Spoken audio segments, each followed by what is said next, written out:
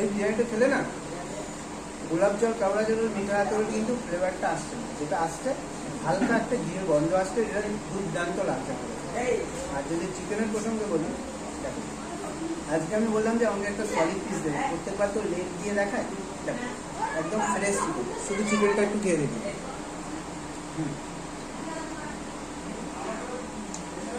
Proper সিদ্ধ একদম chicken, একটু আলু, তাতে একটু গ্রিল চাটনি, এক কথা অসাধারণ। এবার তোমাদের লোকেশনটা বলে দিই, মধ্যমগ্রাম স্টেশনের 3 নম্বর প্ল্যাটফর্ম থেকে ওভারব্রিজটা নেমেই এই রেস্টুরেন্টটা পেয়ে যাবে তোমরা। রেড ড্রাগন গুগলেও সার্চ করে নিতে পারো।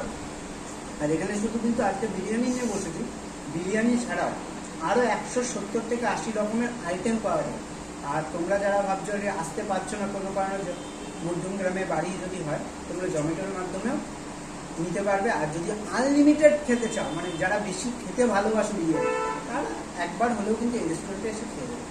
এতটা রয়েছে রাইস, গরমা গরম রাইস, খাই খেয়ে দে, তারপরে দেখ।